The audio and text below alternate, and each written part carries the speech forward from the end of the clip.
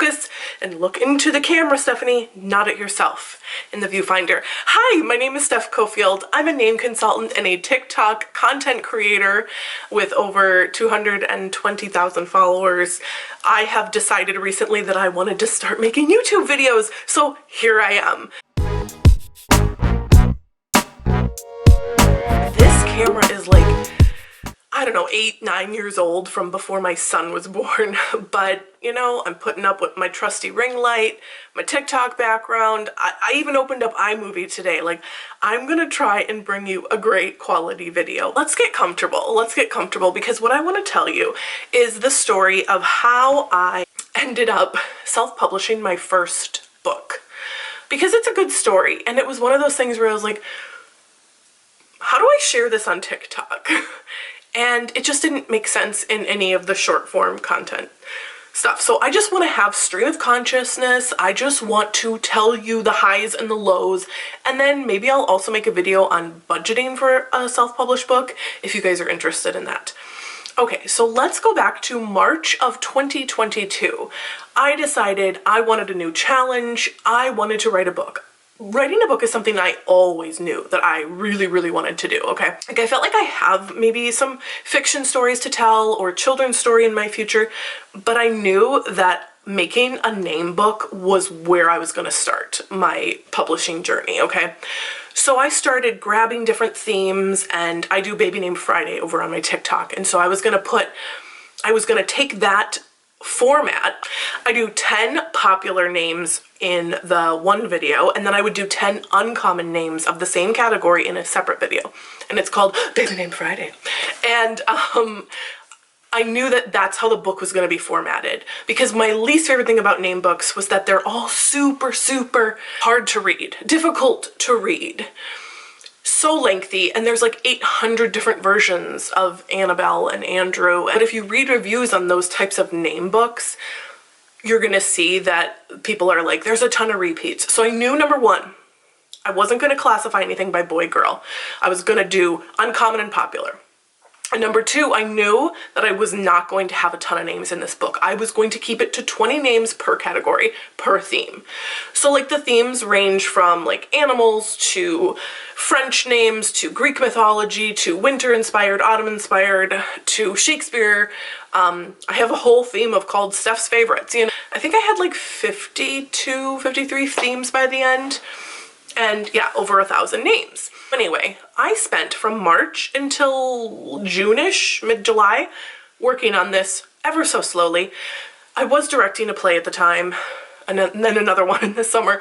So I was keeping really busy, plus doing my TikTok, plus doing my name orders, plus I'm a stay-at-home mom of 3. Did I mention that? So I didn't have a ton of time to dedicate to this book. It was just anytime I was like, oh, that'd be a good idea, or oh, let me take these names from my TikTok video and plop them in. So then in July, my best friend, who also recently, or past year, became my business manager, she's like, her name is Laura, and she said, let's set up a plan, because are you gonna publish this book this year? You've been talking about it, you've been working on it, how far? Like, when's this gonna happen? So what she did is make me step by step set up a plan where I knew I wanted to release it this fall, 2022 fall, right? This was this past fall. And I knew that I had to make XYZ happen to get there. So we laid out a plan, which ended up giving me the entire month of August, but that was it. The entire month of August to finish the book. Because by August 31st, I was supposed to be looking for editors, cover designers, and the like, okay? This was stressful. August was insane. I literally worked on the book every spare minute I had. Late nights, you know, I'd get up in the morning, work, nap times. Like, it was so hard to continue to make content at the same time. And I think my content did struggle when I was focusing on the book, but I knew it was all worth it for the big picture. So she wanted me to come up with a name ASAP as well. And I decided, what better name than Names Don't Have a Gender? Like, that was my whole concept. It's very rare to see baby name books that aren't pink and blue and split up by boy girl. And as we know, like, names work on anyone, and you can use any name that speaks to you. And I really wanted the title to be inclusive of that and to represent that. So Names Don't Have a Gender was the obvious choice. Check that one little thing off the list right away.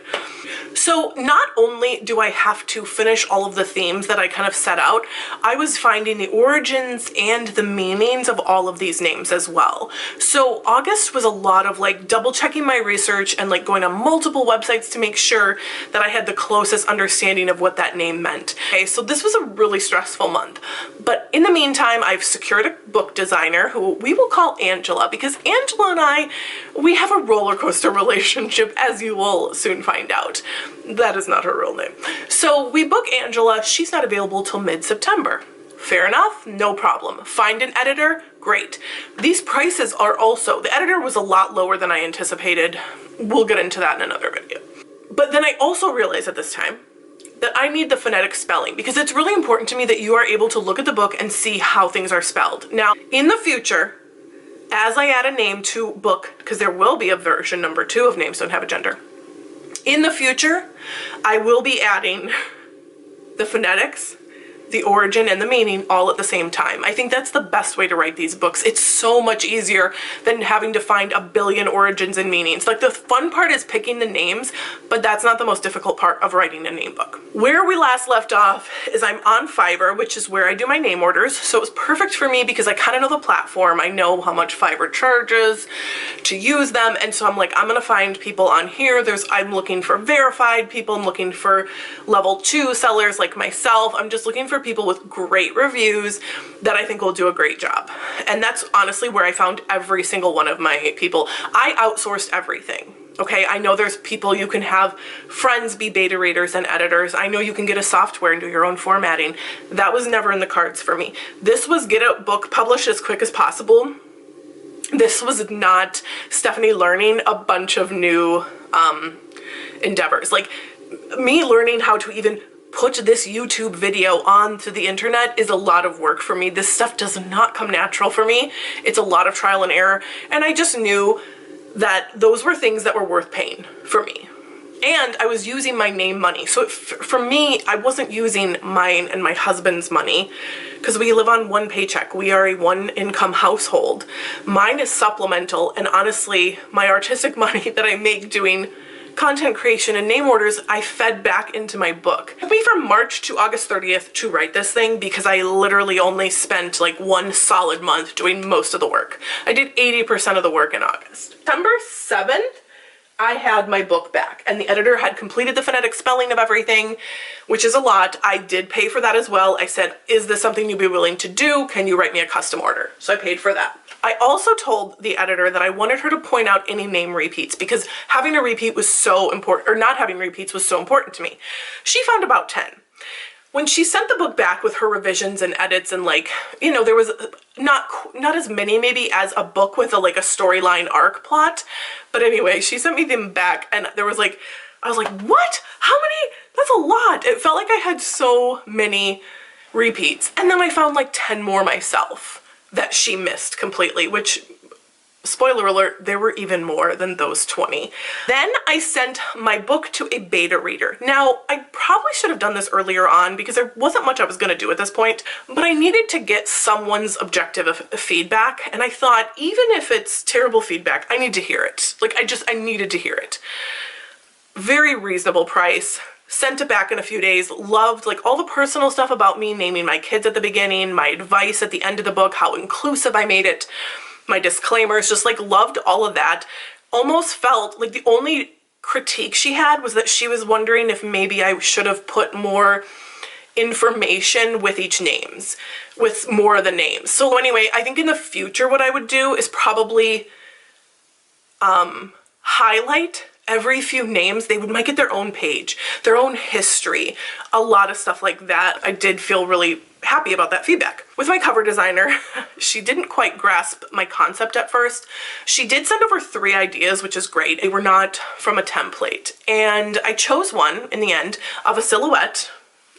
Let me show you the book. This was the design. It's like a silhouette of a face. It's also on the back. And The thing about it is she originally had it with like a beige background and beige light tan. And what, for me, I felt like it really showed like skin color, like it screamed skin color. Now, I didn't want the book to scream skin color, so we kept going back and forth. She gave me like a navy option. We also didn't want it to be like pink or, you know, blue to symbolize boy girl. And I feel like purple was a good happy medium. And I really do like the color, and I like the cover a lot. But compared to other name books where it's literally everyone took a stock photo of a white baby, put them on the front, and then like pink and blue colors, it feels so refreshing. Like I love how different it is. I love how it stands out. I love everything about the concept, and I think the silhouette is the perfect idea. I do love that idea. The next thing I need is a book formatter. Now my formatter, her name is Catherine. That's her real name because she is the best and someone that I would definitely work with again. Catherine is the person who added in all of these embellishments. And she was the one who took my idea of the boxes to check your, I have no idea if you guys can see this, but to have the little boxes, because I had in my head this idea that you can go through and be like, quickly, I like this, I like this. You could take a different pen than your partner.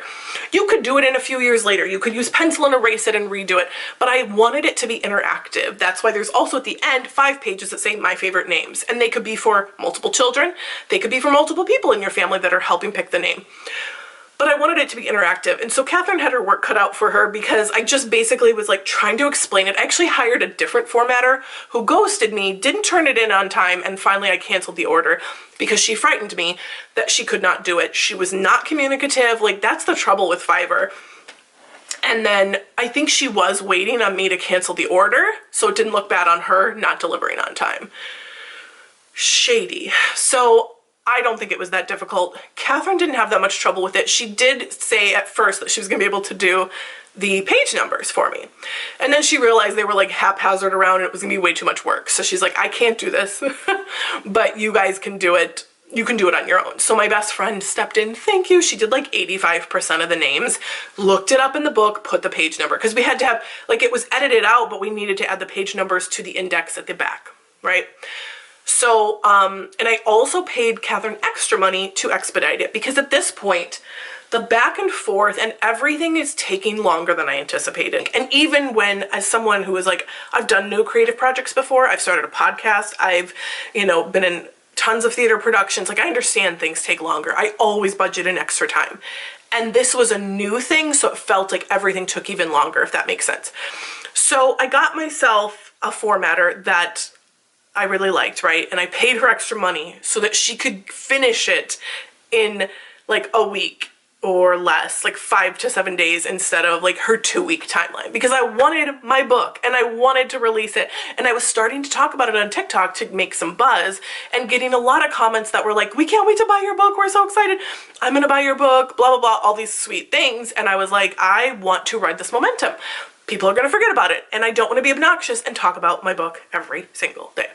Oh, this is the part in the story that I actually have no recollection of, and I need to ask maybe my husband or my business manager because I have no idea. It says, so my birthday was October 4th, and in my head originally I was like, I should announce my book on my birthday. That didn't happen. I got everything back on October 5th, and I did not try to upload everything until October 24th to Amazon KDP Publishing. I don't understand. I don't know what happened in those few weeks. That I got I know in between I uploaded to Ingram Spark. So I also did an ebook and a paperback, but not a hardcover. I don't know what happened in those weeks. Like, I literally was scrolling my emails trying to figure it out. I know I uploaded to Ingram Spark, but I was gonna do exclusive with the ebook. And I don't know if it took that long to like get started on Amazon KDP. I don't know. Regardless, this is where the shit hits the fan, okay? This is where things started to go awry. Number one, I first submit my book and I'm trying to get it situated into like the viewfinder, and they say the cover doesn't fit. And so there's like the red lines, like you're going to be out of the ink and blah, blah, blah. And I'm like, oh, surely it's fine. So I order some preview copies just in case. And then I go to Angela on Fiverr and I say, it says it doesn't fit. And she's like, oh, it should, and blah, blah, blah. Turns out the bleeds were wrong. But every time you submit, this is important, every time you submit on KDP, it takes days, like and only business days, not weekends, to figure out, like to get a response. It doesn't fit, okay? So Angela has to get me one updated. She doesn't really know what's wrong. I'm confused by that because I thought she'd done many of these. So anyway, she's like, okay, oh, I figured it out. This is, you have to add in bleeds, or it was something to do with the bleeds. For some reason, her design worked on Ingram, but not on KDP. No idea why. Okay, so that's hiccup number one. So after I get the file size from Angela correct, we resubmit, I'm all excited, it's gonna happen, right? Wrong. They come back and they tell me that my book, KDP says my book is low content. You guys, I was livid. Do you know what a low content book is? It's cool, it's great, but it's not what I made. It's not what I wrote. A low content book is a lined journal.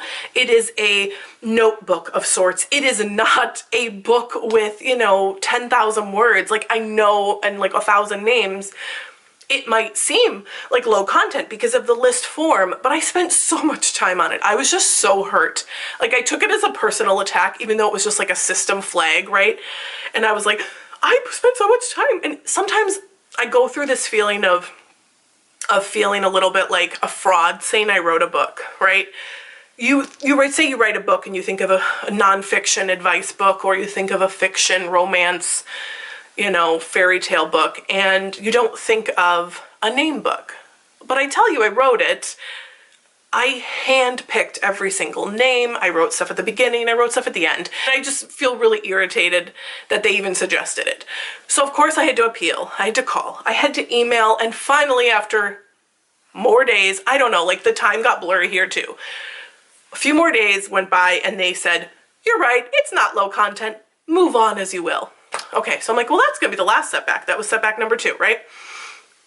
Wrong. The next setback is that they told me the barcode number didn't match.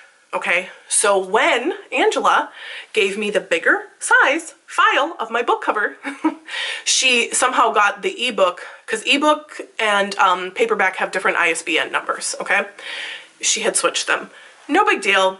But instead of being like, oh my God, I'm so sorry, like that sucks, oh, oopsies, it was like, well, I'm busy, you're gonna have to wait a few days. I'm like, what? This is like a simple like number change. It felt frustrating. I was very polite and kind the whole time, but I'm starting to get frustrated because the size didn't work and now the numbers were wrong, which was kind of a silly mistake. We're all allowed to make silly mistakes. Moving on, she switched it eventually, and then I resubmitted for the 3rd time. And then guess what happened? I got flagged again, and this time they said I had no barcode. Now, no barcode! I was so irritated, you guys. I was so irritated. You just told me my numbers weren't right on the barcode. That's why you know it's like this weird system. Like KDP is trying to make sure it's a good book. They're trying to keep everything, like they want everything to be perfect for you. But the frustration in that is like you just agreed there was a barcode because you told me the numbers were wrong. So I'm like pulling out my hair at this point. So then I go back and I say to Angela, they don't see the barcode. Could you make it bigger? Like as my husband would say, her order on Fiverr didn't say, I guarantee that your book cover design will get you through on KDP. Like there is no guarantee.